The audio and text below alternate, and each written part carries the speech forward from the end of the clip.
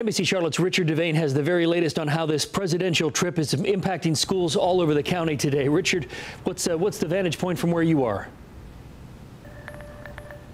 Yeah, things are looking okay for now because buses that are traveling, taking students home should be okay because as you can see right behind me, most of the traffic is just a normal Friday, even a Friday on Labor Day traffic.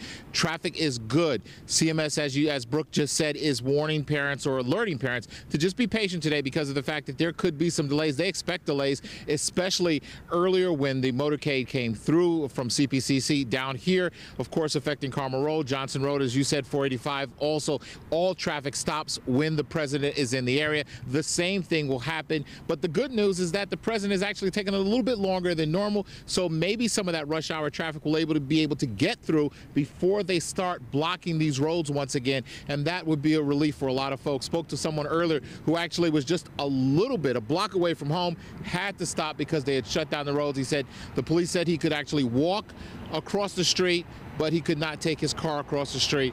He waited, but he got to see the president. That's the story right out here. Richard Devane, we're going to send it back to you. Richard, thank you very much.